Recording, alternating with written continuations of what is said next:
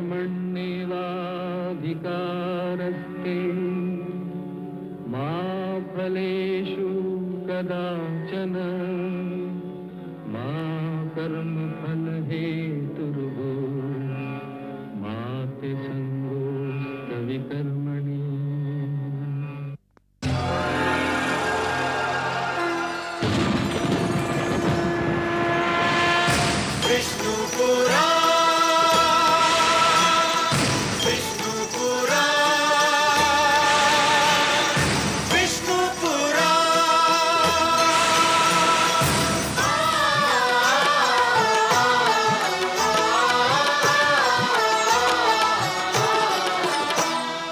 जीव ज्ञान ब्रह्म ज्ञान अथ श्री विष्णु पुराण।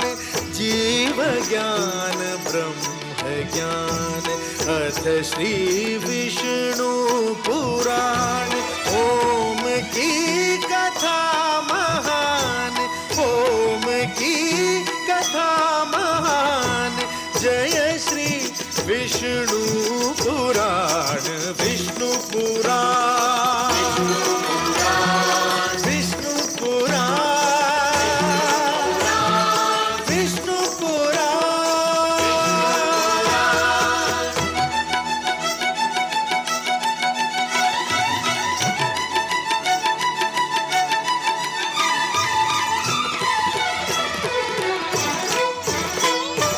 प्रकटे कब तीन लोक, जन्म मृत्यु हर्ष शोक।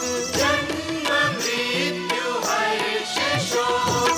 पृथ्वी जल वायु गगन, प्रकटी कब ज्योत अगन। प्रकटी कब ज्योत अगन। इस पुराण में है निहित, इस पुराण में है निहित जप तप और योग ध्यान। विष्णु पुराण, विष्णु पुराण, विष्णु पुराण।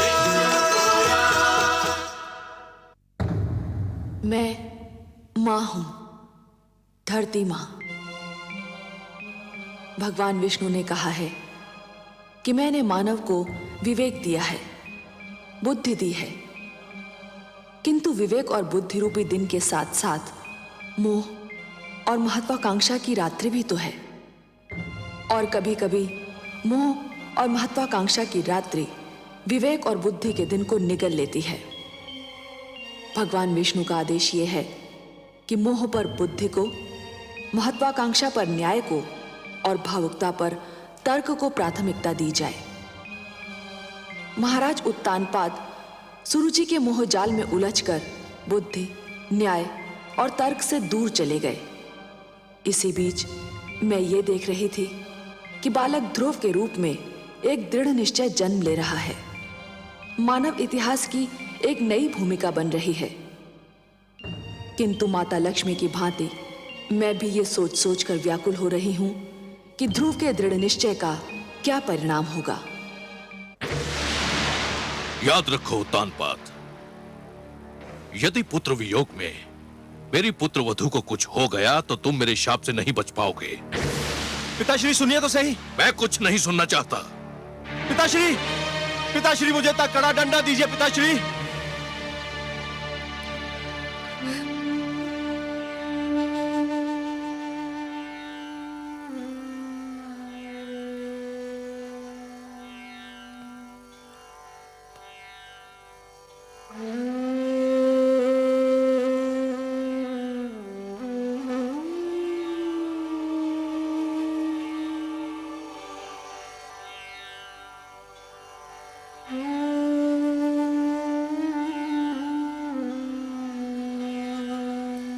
आपने सत्य ही कहा पिताश्री। मैं ना तो अच्छा राजा बन सका, ना अच्छा पति और ना ही अच्छा पिता। मुझे दंड मिलना ही चाहिए। और यह भी सत्य है कि राजा को दंड स्वयं राजा ही दे सकता है।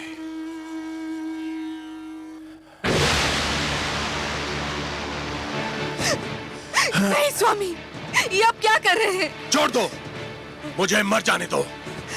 मेरे अपराध का यही दंड है, यही मेरा प्रायश्चित है। नहीं, पाप अपराध का प्रायश्चित नहीं होता। आत्महत्या पाप है और मैं आपको एक कदापि नहीं करने दूंगी।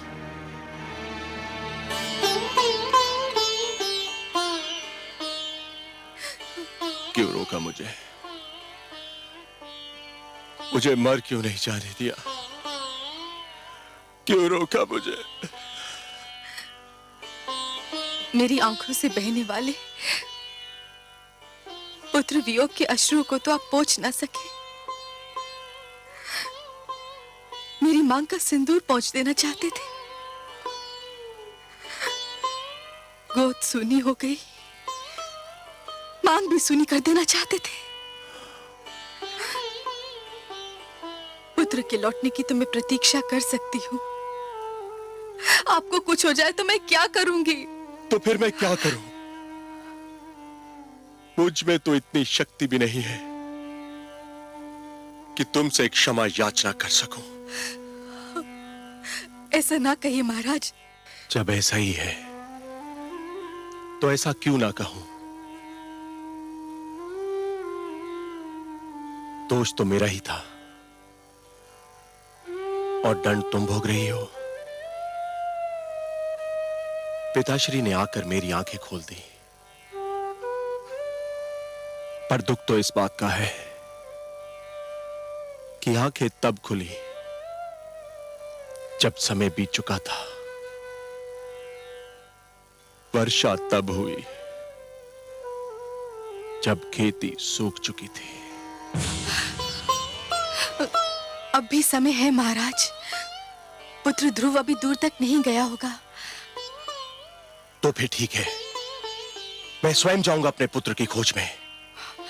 मैं स्वयं खोजूंगा अपने पुत्र ध्रुव को।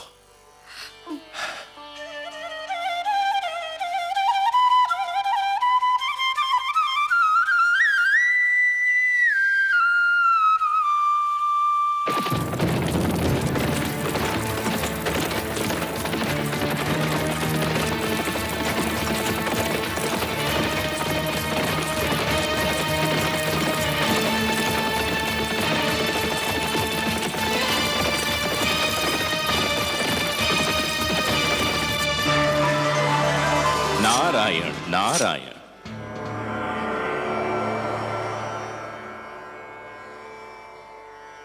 आज बहुत प्रसन्न दिखाई दे रहे हैं देवर्षि। प्रसन्न क्यों ना हूं सर्वेश्वर। धरती पर जब कोई अनुपम घटना घटती है तो मन इस प्रकार से खिल उठता है मानो बसंत बयार बहने से मधुबन। और आज तो मैंने वो दृश्य देखा जिसे देखकर मैं आनंद विभोर हो उठा। मुझे ज्ञात नहीं था कि कभी कभी किसी के कड़वे वचन भी कानों में अमृत रस घोल दिया करते हैं। तो अपनी प्रसन्नता हमसे नहीं बांटेंगे देवर्षि? आपसे क्या छिपा सकता हूं, आप तो विश्वव्यापी हैं। परंतु विश्वास कीजिए, आज महाराज मनु ने अपने पुत्र को ऐसी खरी खरी सुनाई कि मेरा मन तो झूम उठा। उत्तानपाद पर सुरुचि की मोह माया का जो रंग चढ़ा हुआ था वो तो ऐसे उतर गया जैसे बरखा की बौछार पड़ने से वृक्ष पे जमी धूल उतर जाती है। मनु ने वही किया जो एक परिवार के सर्वे सर्वा को करना चाहिए था। नई पीढ़ियां जब अकारण ही आवेश में आकर अपने पूर्वजों के बनाए हुए अच्छे नियम तोड़ने लगे, सुंदर परंपराओं का त्याग करने लगे और अपने संस्कारों से विमुख होने लगे, तो बड़ों का कर्तव्य है कि उन्हें भटकने पर टोकें, पतन से रोकें। जिस प्रकार एक अंकुश मदमस्त हाथी को अनियंत्रित होने से रोकता है, उसी प्रकार बड़ों का उपदेश छोटों को भटकने से रोकता है। परंतु मुझे आश्चर्य तो इस बात पर हुआ कि उत्तानपाद चुपचाप सिर झुकाए अपने पिता की फटकार सुनता रहा। इसमें आश्चर्य की कोई बात नहीं है देवर्षि। जिस प्रकार देर तक सोने वाले को सूर्य की तीव्र किरणें जागने के लिए विवश करती हैं, उसी प्रकार मनु के कटु वचन ने उत्तानपाद को झिंझोड़ना चाहा था। और पुत्र को भी पिता का इसी प्रकार आदर करना चाहिए, क्योंकि पिता ने पुत्र से अधिक जीवन जिया होता है। पिता के अनुभव पुत्र के अनुभवों की तुलना में कहीं अधिक विशाल, अधिक व्यापक और समय की कसौटी पर अधिक खरे उतरे हुए होते हैं। देवर्षि, नवीन पीढ़ियों को भी यह जान लेना चाहिए कि जीवन मार्ग पर उनके पहले के यात्रियों, उनके पूर्वजों के पदचिन्ह उन दीपकों के समान हैं जो उन्हें सही राह दिखाते हैं। मनु ने उत्तानपाद को उचित मार्ग दिखाया। उचित मार्ग? आपकी लीला भी विचित्र है मायापति। आपने ध्रुव को अपनी ही खोज में भेज दिया और उधर महाराज उत्तानपाद ध्रुव की खोज के लिए निकल रहे हैं। और इस बात को आपसे अच्छा और कौन जान सकता है कि ध्रुव का आप तक और उत्तानपाद का ध्रुव तक पहुंचना कितना कठिन है। कठिनाइयां ना हो तो मानव जाति में चुनौतियां स्वीकार करने की क्षमता ही समाप्त हो जाए।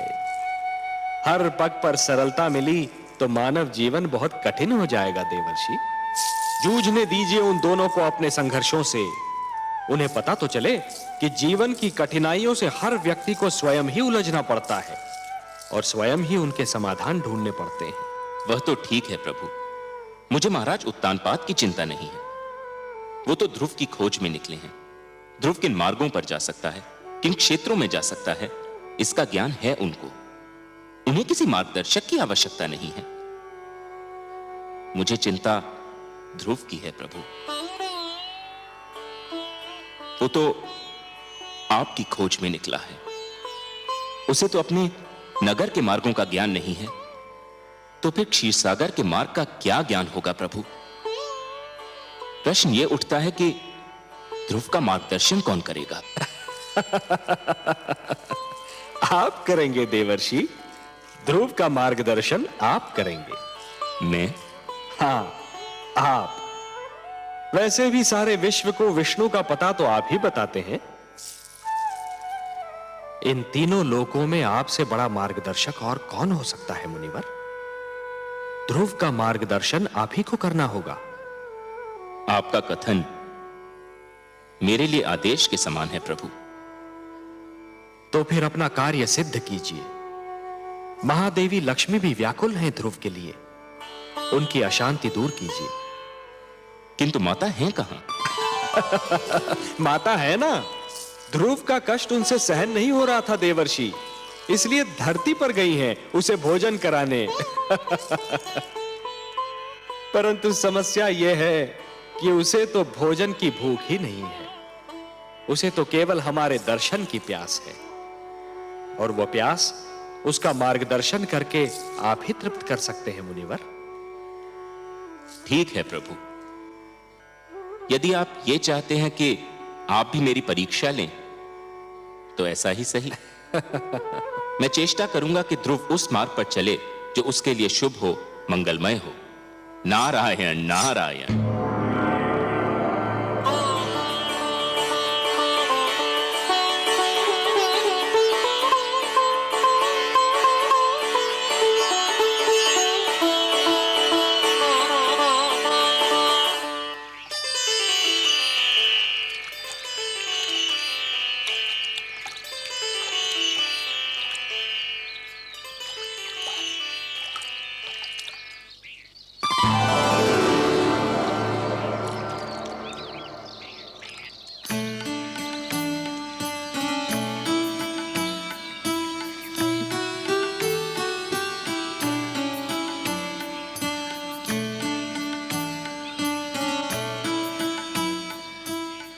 अरे माता आप?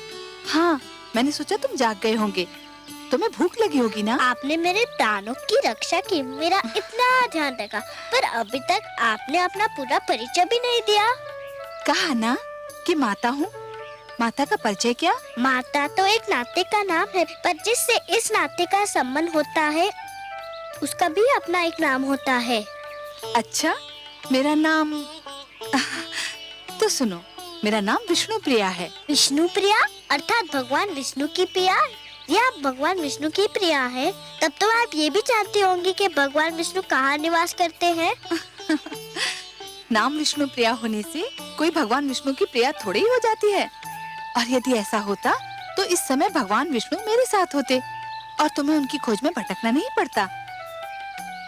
तुम्हारे लिए भोजन लाई हूँ, चलो इसे ग्रहण कर लो। मुझे क्षमा कर दो माँ, मैं जानता हूँ तुम मुझे खिलाए बिना भोजन नहीं करती थी, पर मैं भगवान विष्णु से मिले बिना तुम्हारे पास नहीं आ सकता। लो। धन्यवाद माते, मुझे भूख नहीं है। क्यों बेटे? पुत्र ध्रुव! ध्रुव! पिताश्री, पुत्र ध्रुव! पिताश्री आ रहे हैं, मुझे कहीं छुपा दो। क्यों बेटे? पिताश्री आ रहे हैं, मुझे देख लिया तो मुझे घर पकड़ ले जाएंगे। मैं घर जाना नहीं चाहता, मुझे कहीं छुपा दो माते, मुझे कहीं छुपा दो। चलो चलो मेरे साथ। ध्रुव!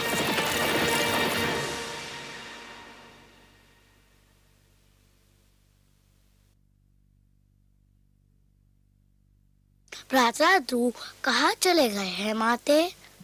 जहां भी गया हो, तुझे क्या करना है?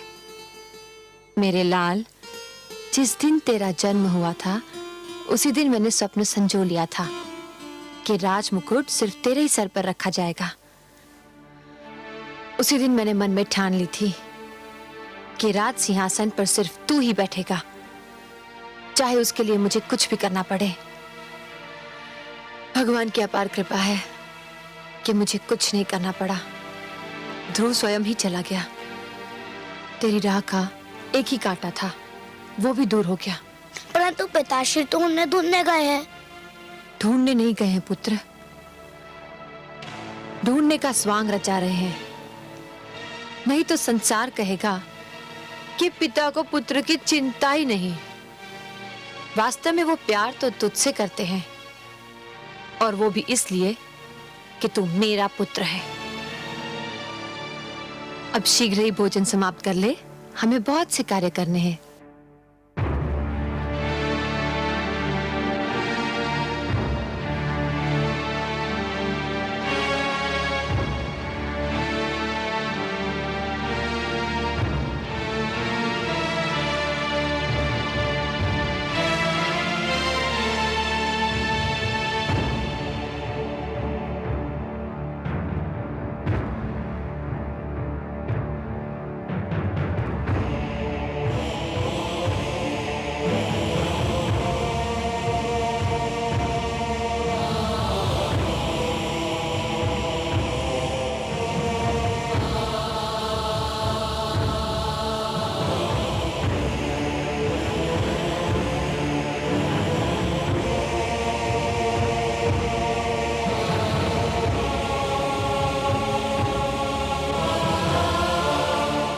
मैं आपसे क्षमा मांगने आया हूं राजगुरु। क्षमा? मुझसे क्षमा? किस बात की क्षमा? मैं क्षमा मांगने आया हूं राजगुरु अपने उस भूल की कि मैंने आपका परामर्श ठुकरा दिया। आपने मुझे रोका था और बिल्कुल ठीक रोका था कि मैं महारानी सुनीति का स्थान सुरुचि को ना दूं, परंतु मैंने आपका तिरस्कार किया। मैं अपनी उसी भूल की क्षमा मांगने आया हूं। राजा मांगता नहीं है महाराज, राजा तो देता है, प्रदान करता है। राजा क्षमा मांगने लगे तो अपराधी को दंड कौन देगा महाराज? आपकी भूल ये थी कि आप अपनी इंद्रियों को वश में न रख सके,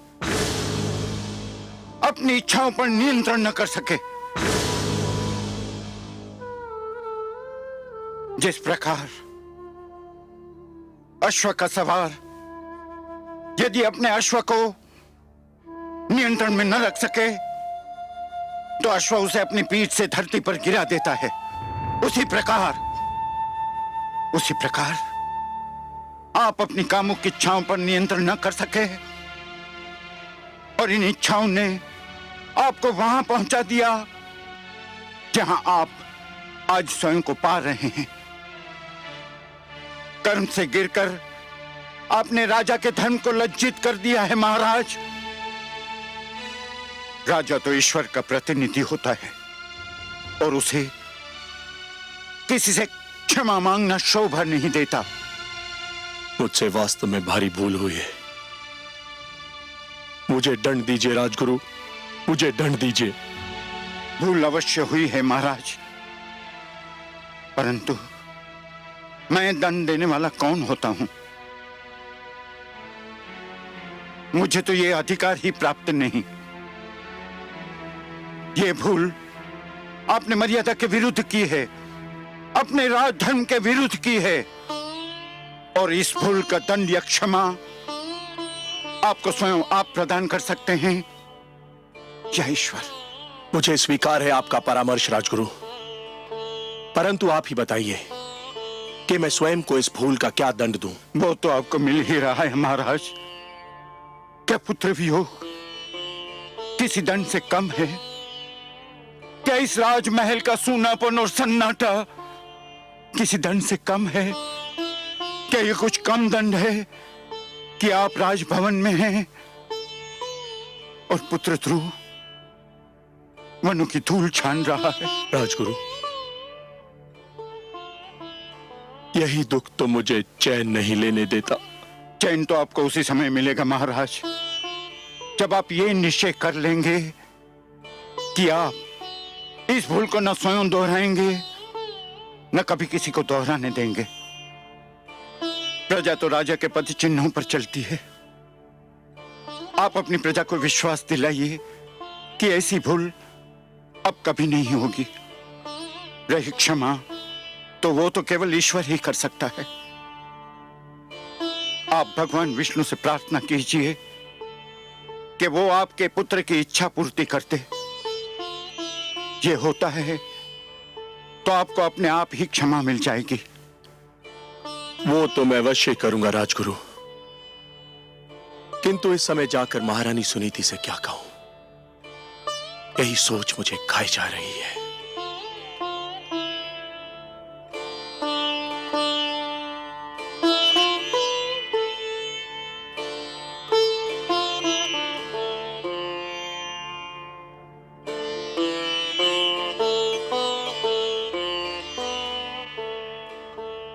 कुछ तो खा लीजिए महारानी जी। इसे ले जाओ दासी, मुझे भूख नहीं है। कब तक आप भूखी रहेंगी महारानी जी? कुछ तो खा लीजिए ना। कैसे खाऊं? न जाने मेरे ध्रुव ने कुछ खाया होगा कि नहीं।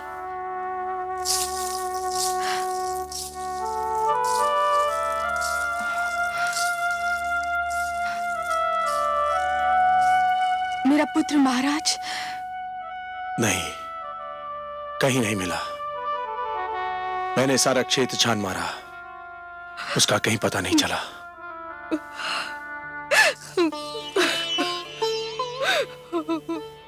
सुनीति, ये सब मेरा ही किया धरा है। दिग्विजय उतानपाद अपने अनंतपुर में पराजित हो गया। सरूची के मोह जाल में आकर हमने आप पर और अपने पुत्र ध्रुव पर बड़ा ही अन्याय किया है। ऐसा ना कहे महाराज,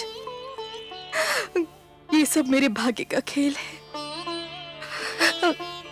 एक बार और चेष्टा करके देख लेते हैं। इस बार मैं भी आपके साथ चलूंगी। वनों में, पहाड़ियों में, घाटियों में, हर जगह उसे पुकारूंगी। कभी तो सुनेगा अपनी माँ की करुणा भरी पुकार, कभी तो सुनेगा। एक महारानी होकर आप भटकती फिरे, नहीं, ये उचित नहीं है। महारानी सुनीति एक कदापि उचित नहीं है। एक महारानी के लिए उचित नहीं, एक माँ के लिए तो उचित है। पुत्र ठोकरे खाता फिर रहा हो तो माँ को महल में चैन कैसे मिलेगा? देर हो गई, तो वो हमसे और दूर चला जाएगा।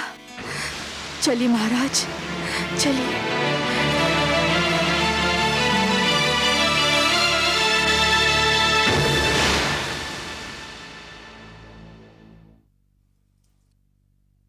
महारानी, महारानी, सब बना बनाया खेल बिगड़ गया। शुभ शुभ बोल बावली, कौन सा खेल बिगड़ गया? महारानी सुनीति ने महाराज का मन एक बार फिर जीत लिया है। क्या? ये तू क्या कह रही है? स्पष्ट बता, क्या हुआ? मैं वहीं से चली आ रही हूँ। पुत्र शोक ने महाराज को व्याकुल कर दिया है। वो मेरे सामने महारानी सुनीति के समक्ष अपना पश्चाताप प्रकट कर रहे थे। क्या? हाँ महारानी, और अब दोनों मिलकर राजकुमार ध्रुव की खोज में जा रहे हैं। कुछ कीजिए, वरना आपके सारे सपने चकनाचूर हो जाएंगे। नहीं, यह असंभव है। ऐसा नहीं हो सकता। मैं देखती हूँ कि महाराज कैसे जाते हैं।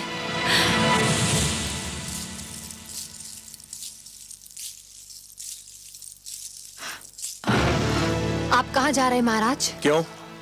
क्या मुझे कहीं जाने के लिए तुम्हारी आज्ञा की आवश्यकता है? हम अपने पुत्र को ढूंढने जा रहे हैं, जो केवल तुम्हारे कारण राजमहल छोड़कर चला गया है। हम दोनों मिलकर अपने पुत्र को ढूंढेंगे। ये अचानक पुत्र मोह कैसे उमड़ा है महाराज? पिताश्री ने आकर मेरे नेत्र खोल दिए हैं। मुझे आज ज्ञान हुआ है कि परिवार में पिता का क्या महत्व होता है। मैं भटक गया था। पिताश्री ने मुझे सत्य का मार्ग दिखाया है, और अब मैं इस मार्ग को कदापि नहीं छोड़ूंगा। कान खोलकर सुन लीजिए महाराज, मैं आपको कहीं नहीं जाने दूंगी। तू मुझे जाने नहीं देगी? तू रोकेगी मुझे? हाँ, मैं रोकूंगी आपको, क्योंकि मैं आपकी पत्नी हूँ। तू पत्नी नहीं, पत्नी के रूप में हमारे परिवार के सुख चैन, हमारी एकता और हमारे प्रेम की शत्रु है। महाराज, तू उस चमकती रेत के समान है जो प्यासे यात्री को दूर से जल तो दिखाई देता है, परंतु पास आने के बाद पता चलता है कि वो जल नहीं, केवल रेत है। पिताश्री ने आकर मुझे इस मोह जाल से मुक्त कर दिया है। तेरे मोह में फंसकर मैं अपनी देवी समान धर्म पत्नी को भूल चुका था, अपने आप को भूल चुका था। तो ये कहिए ना कि सुनीति ने अंत में आप पर अपना रंग जमा ही लिया। मैं सब समझती हूँ, इसी ने आपको मेरे विरुद्ध भड़काया है। ये बेचारी शोक की मारी किसी को क्या भड़काएगी? इसके मन में तो पुत्र वियोग की अग्नि दहक रही है। पर तू क्या जाने इस दुख को? यदि तेरा उत्तम कहीं चला गया होता तो तुझे ज्ञान होता कि पुत्र वियोग क्या होता है। ये आप क्या कह रहे हैं महाराज? भगवान के लिए इतने अशुभ बोल अपने मुंह से ना बोलिए। भगवान ना करे कि वो कहीं चला जाए। वो केवल आपका ही नहीं, मेरा भी पुत्र है। उसने मेरी कोख से जन्म नहीं लिया तो क्या हुआ? माता कहकर तो वो मुझे भी पुकारता था। मैं तो यही सोचती थी कि ध्रुव के जाने के बाद उत्तम ही हमारे घर का दीपक है। ध्रुव को तो मैं खो चुकी हूं। उत्तम भी अगर कहीं चला गया तो हमारा क्या होगा? देख लिया तुमने, ये है माता, ऐसी होती है ममता। और एक तुम हो कि ध्रुव हरदम तुम्हारी आंखों में कांटे के समान खटकता रहता था। तुम यही चाहती थी ना कि राजमहल तुम्हारा हो जाए, यह ऐश्वर्य तुम्हारा हो जाए, मेरे राजकोष, मेरे सिंहासन पर तुम्हारा अधिकार हो जाए। तो ले, मैं सब कुछ तुम्हें देता हूं और सुनीति को लेकर अपने पुत्र की खोज में जा रहा हूं। यदि वो हमें ना मिला तो हम भी लौट कर नहीं आएंगे। तू बिठा ले अपने पुत्र को राज सिंहासन पर और जैसे चाहे वैसे राज कर। हम जा रहे हैं। चलिए महारानी सुनीति। महाराज,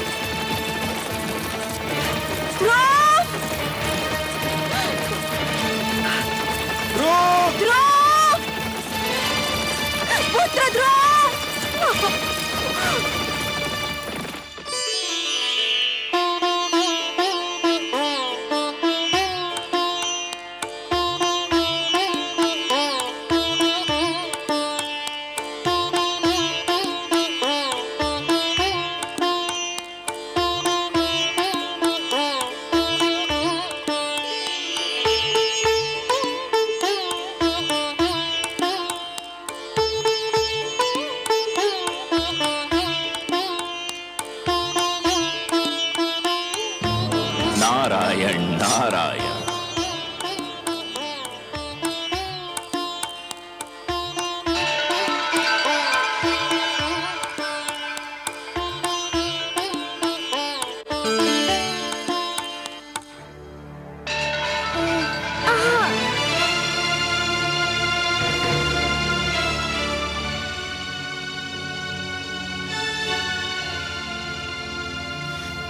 बालक, आप कौन है महात्मन?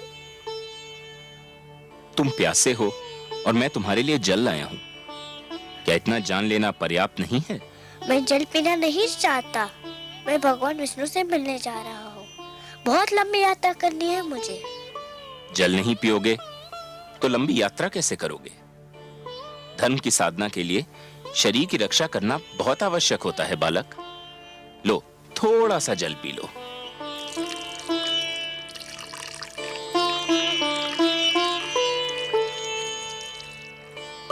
आप जो भी हो, भगवान विष्णु की खोज में यदि मेरा पथ निर्देश कर दे तो आपकी बहुत कृपा होगी। तुम जितने कोमल हो पुत्र, तुम्हारा संकल्प उतना ही कठोर है। इस कड़ी धूप में कुम्हला जाओगे। मेरी बात मानो पुत्र, घर लौट जाओ। मैं तो समझा था कि आप मेरा मार्गदर्शन करेंगे। मार्गदर्शन ही तो कर रहा हूं। देखो, यहाँ से एक मार्ग तुम्हारे घर की ओर भी तो जाता है। वो भी मिलता है, मुझे घर लौट जाने को कहता है। कोई भी भगवान विष्णु का पता नहीं बताता। मैं उनसे मिले बिना घर नहीं जाऊंगा। ये जानकर भी नहीं कि तुम्हारी खोज में तुम्हारे माता पिता दिशाएं छान रहे हैं। आपको किसने बताया? मैं तो तुम्हें भी बता सकता हूँ। बता क्या, मैं तो तुम्हें दिखा भी सकता हूँ। देखना चाहोगे? देखो। माते! संभलिए महाराज। आप कौन है? आप मेरे माताजी के पास ले जा सकते हैं, तो फिर भगवान विष्णु के पास भी ले जा सकते हैं। मुझे बताइए आप कौन है? मैं नारद हूँ बालक, देवर्षि नारद। बारंबार प्रणाम आपको करता हूँ देवर्षि नारद। मुझे बताइए भगवान विष्णु कहाँ रहते हैं? भगवान विष्णु तो क्षीर सागर में शेषनाग की शैया पर निवास करते हैं पुत्र। चलिए, ले चलिए मुझे क्षीर सागर। यही तो समस्या है पुत्र। क्या समस्या है? कोई प्राणी जीते जी क्षीर सागर में नहीं जा सकता। क्षीर सागर में मनुष्य की आत्मा जा सकती है, उसका शरीर नहीं। जब तक कोई प्राणी इस जीवन के बंधन में बंधा है, तब तक वो क्षीर सागर नहीं जा सकता। मृत्यु के पश्चात ही वहां जाया जा सकता है बालक। पर मैं तो जीते जी उनसे मिलना चाहता हूँ। मैं मृत्यु से नहीं डरता, किंतु मैं उनसे मिले बिना मरना नहीं चाहता। तुमने तो मुझे चक्कर में डाल दिया पुत्र। एक बात कहूँ देवर्षि? अवश्य कहो पुत्र। मनुष्य तो मृत्यु के पश्चात ही उनसे मिल सकता है, पर वे स्वयं तो किसी भी जीवित प्राणी से मिल सकते हैं ना? मेरी बुद्धि की परीक्षा मत लो। तुम क्या कहना चाहते हो बालक? यही कि यदि मैं उनके पास नहीं जा सकता, पर वो तो मेरे पास आ सकते हैं ना? हाँ, ये तो संभव है, किंतु इसके लिए बड़ी कड़ी तपस्या करनी होगी। करूंगा, करूंगा, कड़ी से कड़ी तपस्या करूंगा। सोच लो बालक, बड़ी कठिन राह है ये। कष्ट ही कष्ट है इस राह में। भगवान विष्णु के दर्शन के लिए मैं हर कष्ट हंस के सह लूंगा। पहले तुमने मुझे प्रणाम किया, अब मैं तुम्हें, तुम्हारे साहस, तुम्हारे दृढ़ निश्चय को प्रणाम करता हूं। इतना छोटा बालक और इतना बड़ा संकल्प, इतना साहस। अच्छा तो सुनो, तुम्हें उस वन में जाना होगा, दूर अंदर तक। वहां जाके तुम्हें एक मंत्र का जाप करना होगा, निरंतर, तार तोड़े बिना। जाप एक पल के लिए भी नहीं टूटना चाहिए। मुझे मंत्र दीजिए। कहो, ओम नमो भगवते वासुदेवाय। ओम नमो भगवते वासुदेवाय। ओम नमो भगवते वासुदेवाय। ओम नमो भगवते वासुदेवाय। ओम नमो भगवते वासुदेवाय। ओम नमो भगवते वासुदेवाय। ओम नमो भगवते वासुदेवाय। ओम नमो भगवते वासुदेवाय। ओम नमो भगवते वासुदेवाय। ओम नमो भगवते वासुदेवाय। देवर्षि, माते प्रणाम।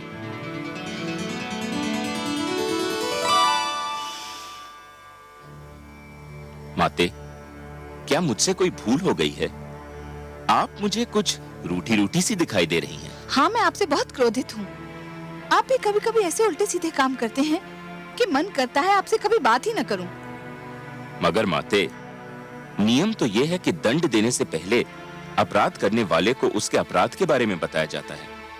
आपने तो मुझे अभी तक नहीं बताया कि मेरा अपराध क्या है। आपसे उत्तर नहीं बन पा रहा, इसके लिए बातें बना रहे हैं। मैं पूछती हूँ, उस छोटे से बालक को इतने घोर वन में भेजने की क्या आवश्यकता थी, जहाँ हर पग वन्य पशुओं और विषैले सर्पों का संकट है? ओह, तो माता मुझसे इसलिए रुष्ट हैं कि मैंने ध्रुव को वन में क्यों भेज दिया? और नहीं तो क्या, मंत्र का जाप ही तो करना था। वो तो ध्रुव वहाँ भी कर सकता था जहाँ आप उसे मिले थे। एक कोमल काया को इतना बड़ा कष्ट देने की क्या आवश्यकता थी? परंतु माते, जहाँ मैं ध्रुव से मिला था वह एक खुला क्षेत्र था। तो क्या हुआ? नारायण नारायण। माते, आपको तो पता है कि ध्रुव के माता पिता उसकी खोज में निकल चुके हैं। हाँ, मैं जानती हूँ। माते, किसी खुले क्षेत्र में ध्रुव उनकी दृष्टि से बच नहीं पाता। कभी न कभी वह उसे देख ही लेते। यदि वह उसे देख लेते तो फिर घर ले जाने का प्रयत्न करते। यदि वो उसे घर ले जाने का प्रयत्न करते तो मंत्र के जाप का तार टूट जाता। यदि मंत्र के जाप का तार टूट जाता तो ध्रुव की तपस्या भंग हो जाती। और यदि ध्रुव की तपस्या भंग हो जाती तो भगवान विष्णु से मिलने की उसकी मनोकामना पूर्ण न हो पाती। इसलिए मैंने उसे एक ऐसे स्थान पर भेज दिया है जहां उसे कोई देख न सके। माते, ठीक है, किंतु तुम जानते हो ना कि ध्रुव मुझे कितना प्यारा है। यदि उसे कोई हानि पहुंची तो? माते, मैं उसके भाग्य के लिखे को तो नहीं बदल सकता। मैंने तो वही किया जो मुझे इन परिस्थितियों में उचित लगा। क्या अब भी आप मुझसे रुष्ट हैं? नहीं, परंतु संतुष्ट भी नहीं हूँ। एक बात कहूं माते? कहो। आप जब भी क्रोधित होकर मुझे डांटती हैं तो मुझे बहुत आनंद मिलता है। मुझे यूं लगता है मानो किसी सुंदर मधुवन से मुझ पर फूलों की वर्षा हो रही हो। नारायण नारायण।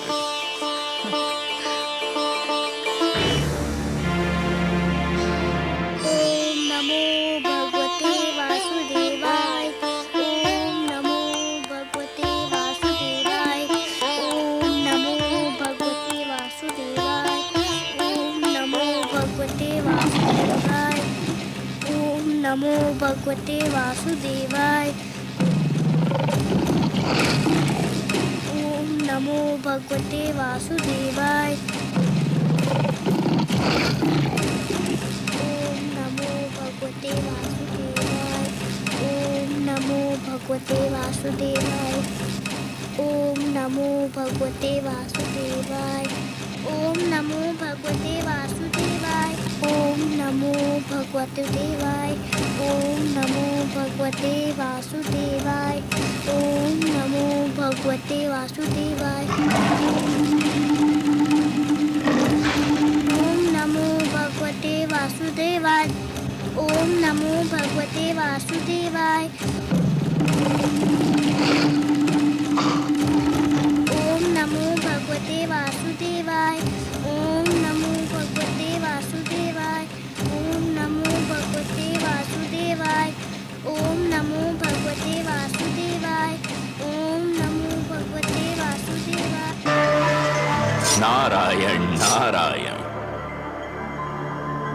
आइए देवर्षि, आइए, स्वागत है आपका। बताइए, तो क्या आपकी कृपा दृष्टि हुई ध्रुव पर? क्या आपका मार्गदर्शन मिला उसे? ध्रुव का मार्गदर्शन? आपने भी किसके पास भेज दिया था मुझे?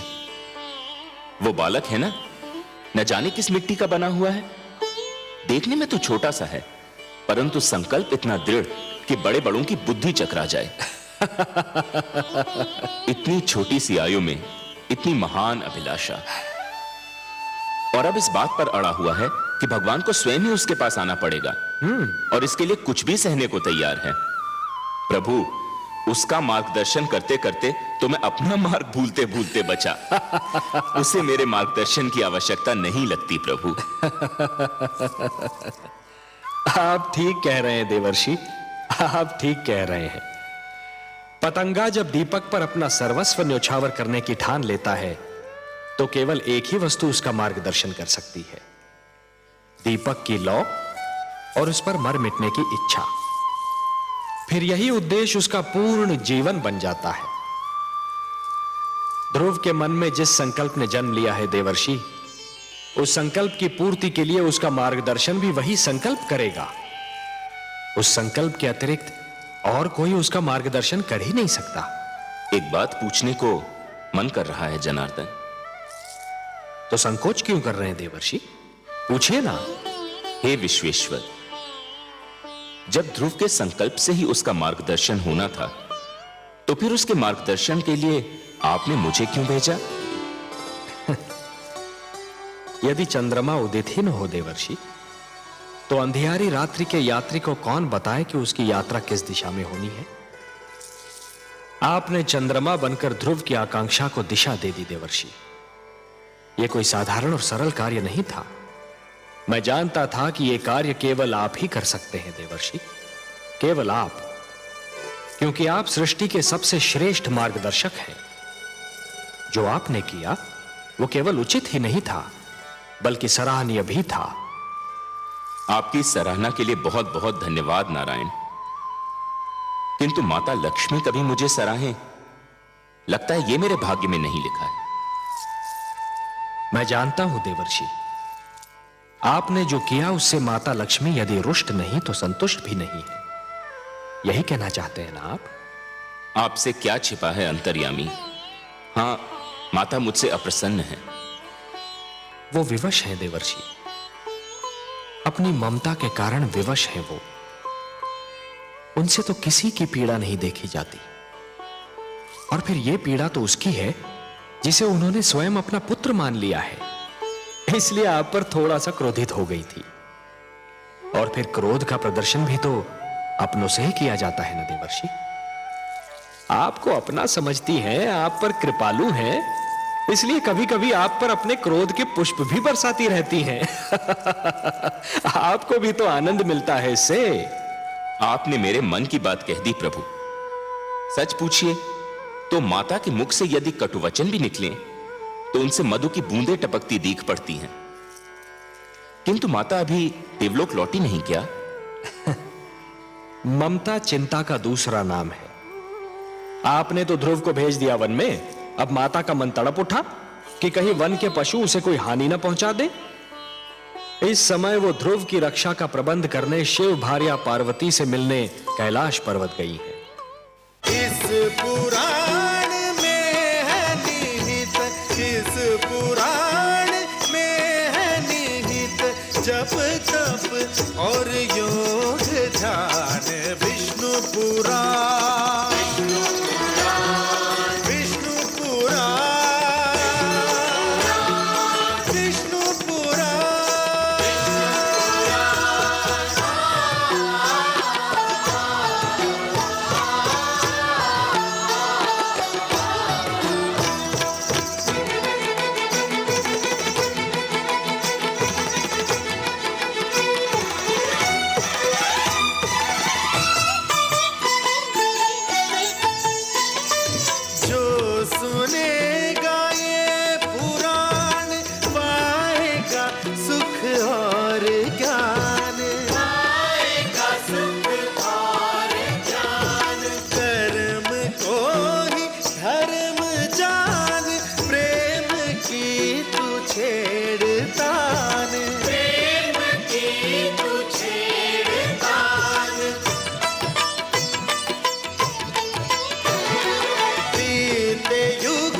बता रहे हैं, बीते युग बता रहे हैं, सत्य पथ पे चल सुझा